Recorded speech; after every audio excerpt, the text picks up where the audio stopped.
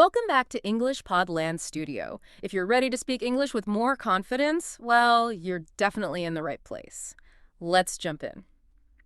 Today, we're taking a good look at something we all do pretty often, shopping. We've got some, real-life examples of conversations between shopkeepers, customers, different stores. Right. And our goal really is just to understand what people actually say, how they communicate when buying things, maybe returning items, or even just looking for a gift. Yeah, exactly. We want to make these everyday English interactions really clear and, easy for you to follow. Okay. Think about it. The last time you went shopping, what did you actually say? What did the shop assistant say back? Yeah. These kinds of chats, they teach us a lot about how English is, really used day to day. Definitely. Let's start with, say, buying clothes. We could focus on maybe buying a sweater for the first example. Okay, sounds good. So imagine you walk into a clothing store.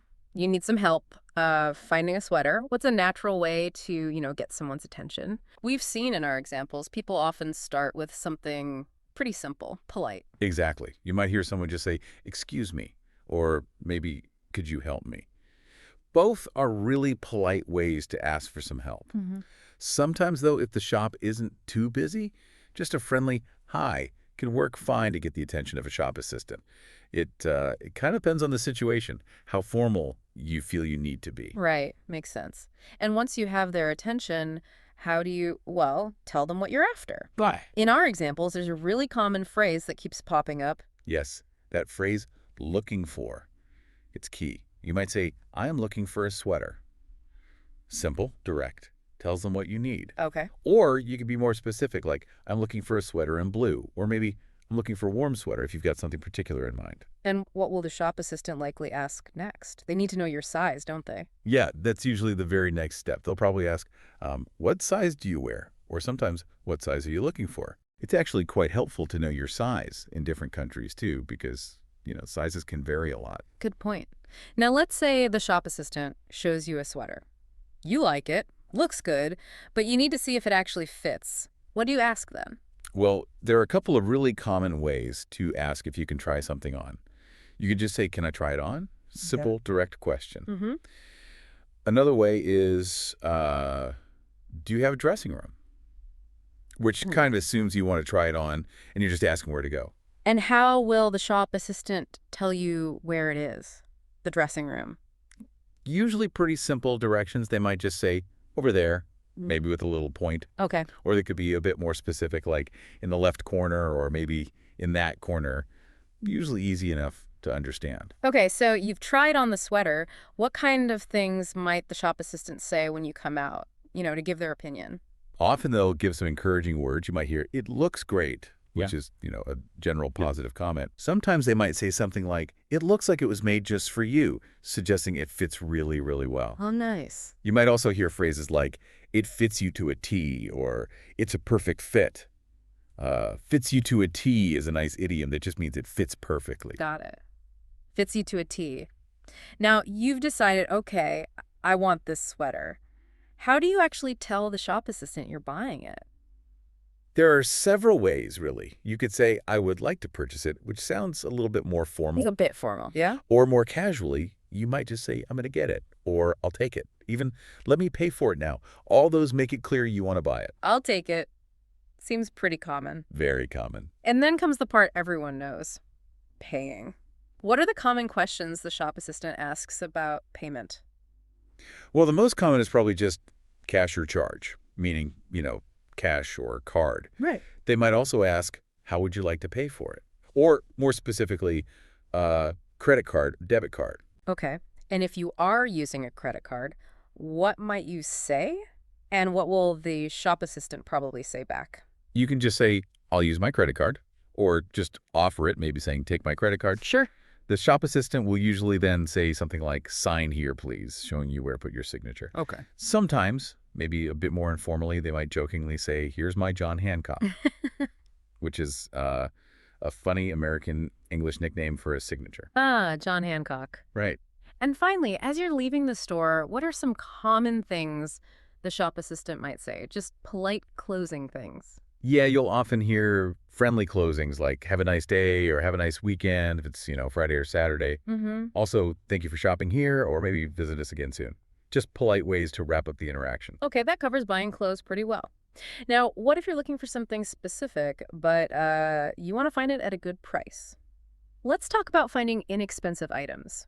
Our examples focus on a cashmere sweater. Ah, yes. Finding a bargain. This is a common goal for lots of shoppers. And notice the different ways people ask about finding cheaper options. Yeah. You might hear, where can I buy an inexpensive cashmere sweater? Or maybe more directly, where can I find a cheap cashmere sweater? Okay. Another way is, do you know anywhere that sells cheap cashmere sweaters?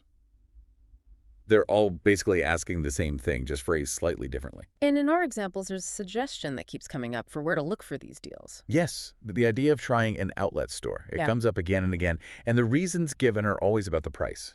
Things like outlets have more reasonable prices, or outlets have good deals. Sometimes outlets usually give you great deals. Right. Outlets are stores that, yeah, often sell things cheaper. Maybe it's last season's stock or items with tiny flaws.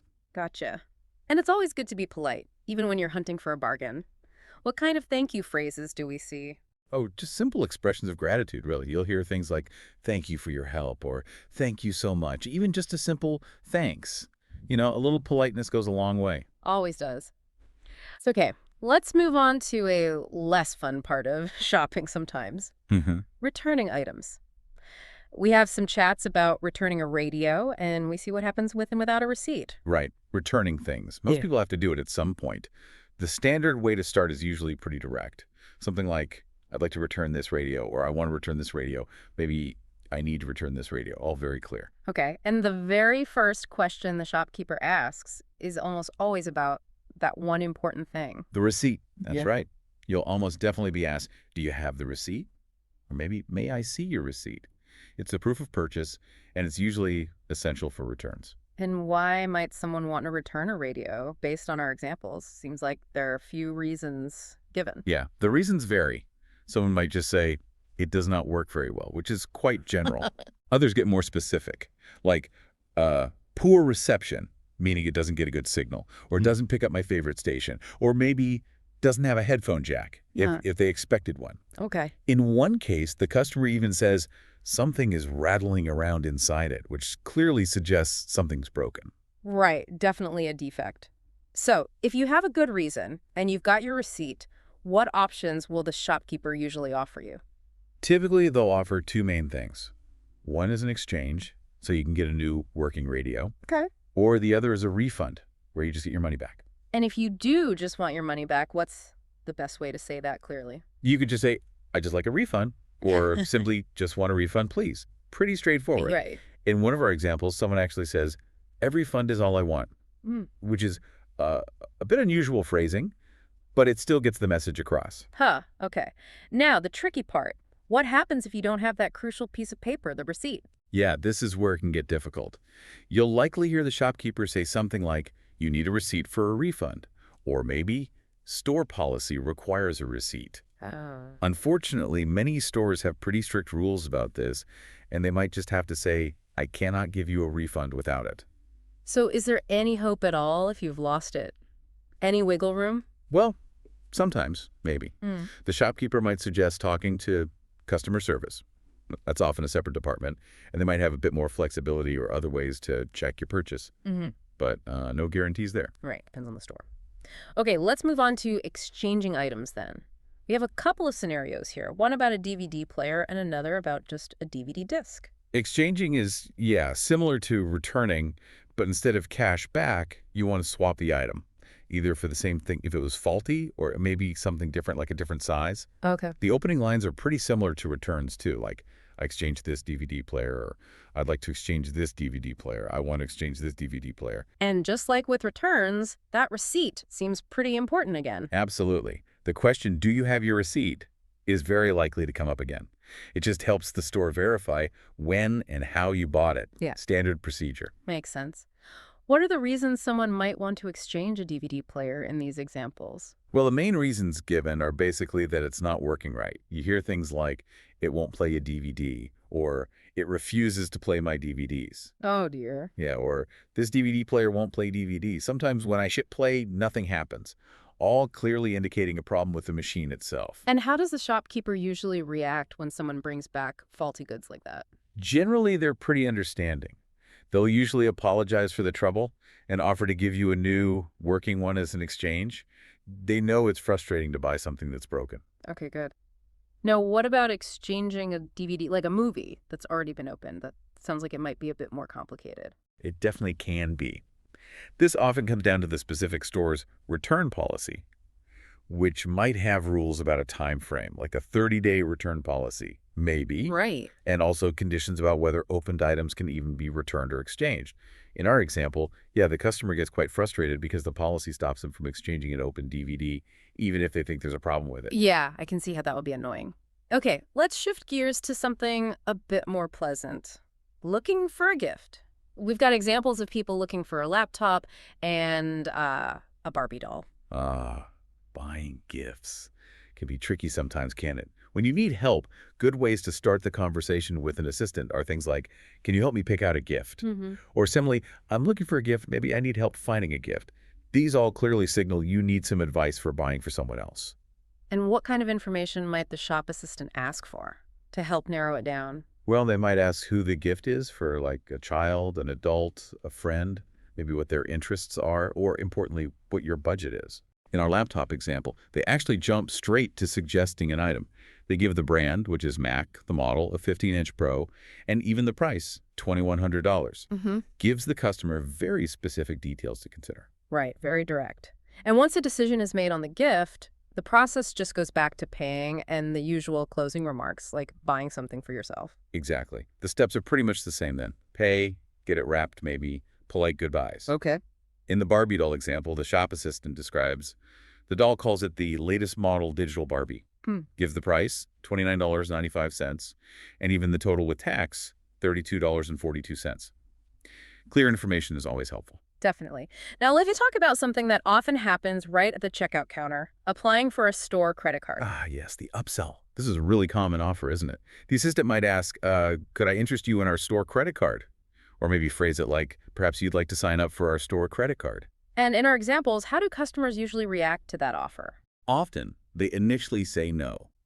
Sometimes the reason given is just that they already have plenty of credit cards, which is, very common situation for people. Yeah, fair enough. But the shop assistant usually has a little something to tempt you, right? A reason why you might want it. Exactly. They'll often highlight a benefit. Very commonly, it's something like 10% savings on your purchase right then, or maybe on future purchases, trying to encourage you to apply. Right. That discount can be tempting. We also see an example of a customer who actually wants to apply for the store card. What happens then? In that case, the process usually involves filling out an application form, with your personal details. And sometimes they might ask to see an existing credit card, maybe for verification. Okay, typical application stuff. Let's touch on this sometimes frustrating topic of sales and advertisements, things not always being straightforward. Yeah, this is where expectations don't always match up with reality, isn't it? Yeah. We see a situation where a customer asks if something's on sale, only to find out the sale literally ended yesterday. Oh, bad timing. Exactly. And even though the customer might kind of hope to still get the sale price, the shopkeeper usually has to stick to the rules and the current price. Yeah, usually can't bend the rules. And what about when ads seem a bit confusing? Yes. There's a scenario about what the customer feels is a misleading advertisement for batteries. They thought a specific, maybe well-known brand was on sale because of the ad. Okay. But it turned out a different, maybe less popular brand was actually the one with the discount. It just highlights how important it is to read the fine print in ads sometimes. And yeah, that common feeling that ads can be a bit confusing. Definitely have to read carefully.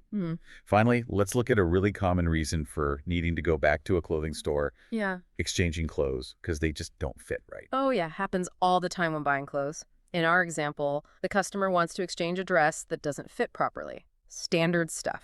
But while they're there, they also ask about any current sales. And they find out about a future sale happening next weekend. Apparently, everything in the store will be on sale then, which, is good information for maybe coming back later. Good tip for next weekend. So listening to all these different situations, it seems like everyday English in shops is usually, pretty straightforward, isn't it? It's mostly about being clear and polite. Exactly. That's the main thing. By listening to these kinds of examples, you can pick up really useful phrases for all sorts of shopping moments, from just asking for help to paying and even handling those slightly awkward returns or exchanges. So think about your own experiences when you've been shopping, perhaps using English. Were the conversations similar to these? What other things have you heard people say or maybe said yourself in shops? Yeah, and just remember, the more you listen to these kinds of, normal everyday conversations, the more comfortable and confident you'll become when you're speaking English in real life situations yourself. Welcome back to English Podland Studio. If you're ready to speak English with more confidence, you're in the right place. Let's jump in.